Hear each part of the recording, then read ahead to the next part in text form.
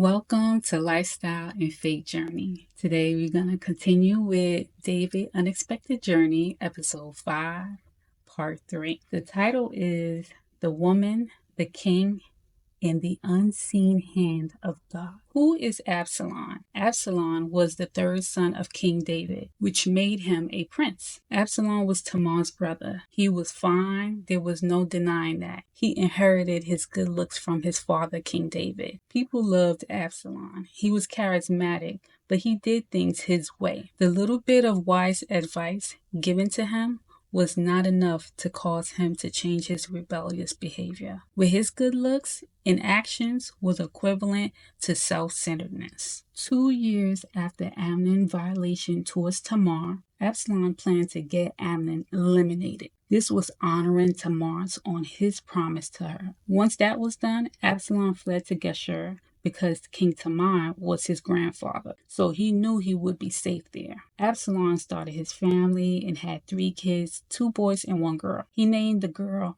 Tamar. He named his daughter Tamar for the love and respect towards his sister Tamar, and also as a reminder to everyone what Amnon did to his sister Tamar. During the 3 years, King David wanted to reconcile with Absalom, his son, and bury the hatchet, but never put forth the effort, which only made matters worse between them. So Joab, David's military commander, noticed how much he missed his son Absalom, but was too stubborn to reach out to him. So Joab took it upon himself to try in hopes of reconciliation between father and son. Joab came up with a plan to convince King David to allow Absalom to return home without punishment and convince Absalom to be willing to return home to Jerusalem as well. Joab hired a wise woman from a town called Tekoa to tell David a story that mirrors his situation. Joab told the woman, well, this is how I fill in the blanks when I was reading the scripture, right? He said, I want you to play a grieving widow role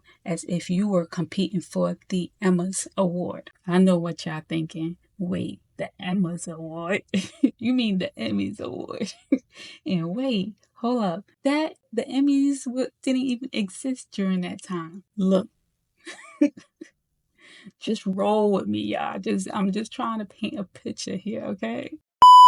He told her, I want you to look the part as well. I want you to dress all black. I want you to wear a hat with a black veil that looks like a fishnet, covering your eyes. In the Bible, he told her, don't lotion up. Well, in the Bible, he said, don't oil up. He said, remember, the goal is to convince King David.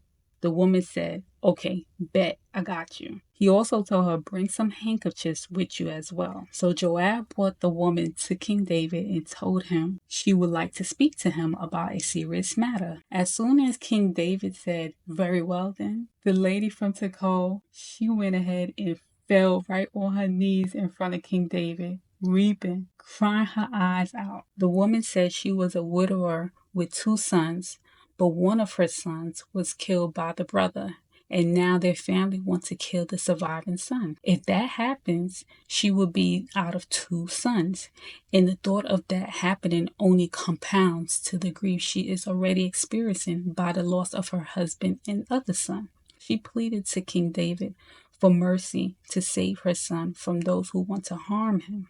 King David said, don't worry, I got you. No one will touch your son, and if they do, they will be dealt with on sight. During the whole time, Joab, the military commander, was standing at the sidelines while the performance was unfolding, as if he had no ties to the woman. Now, I want y'all to imagine this. Now, when the woman was talking, Joab, the military commander, he was making facial expressions by saying, what? And shaking his head in disbelief, just to throw King David off, to make sure it seemed that he had no parts of this performance. This is the part where the woman should have gathered all her handkerchiefs that she was pretending to sob on and walk away, right?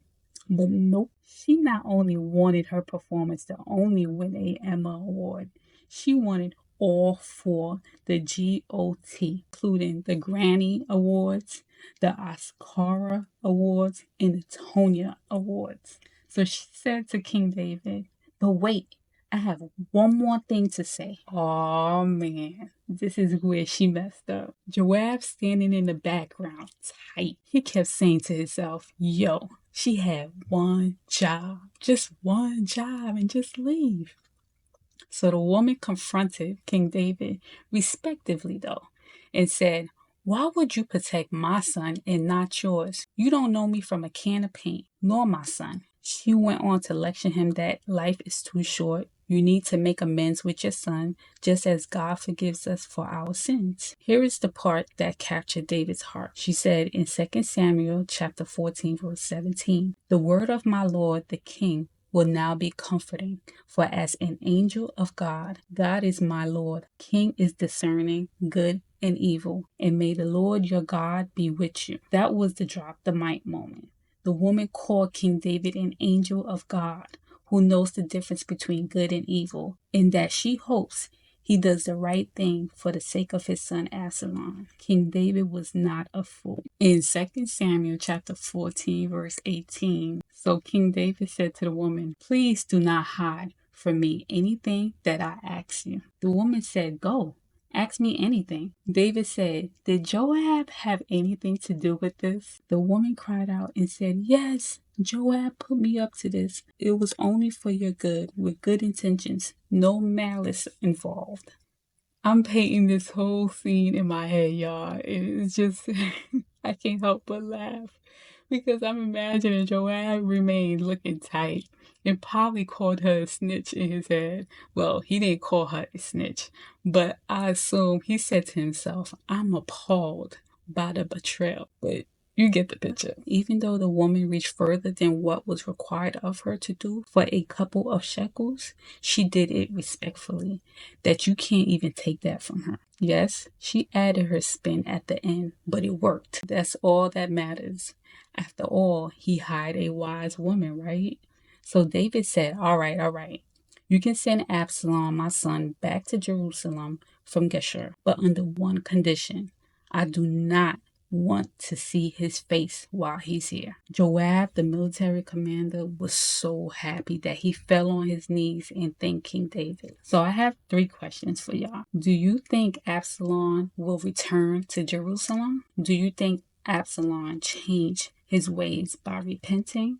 Do you think Absalom and King David will mend their relationship? This strife could have been avoided had King David nipped it in the bud and held Amnon accountable for his wrongdoing to Tamar. He had a second chance to rectify the broken relationship with Absalom had he reached out to him during those 3 years and have a heart-to-heart conversation with him. Thank you for spending this time with me today as we dived into God's Word. Remember, the same God who worked miracles in these stories is working in your life right now. His love for you is endless. His plans for you are perfect, and his promises never fail. If this message touched your heart, share it with someone who needs encouragement today.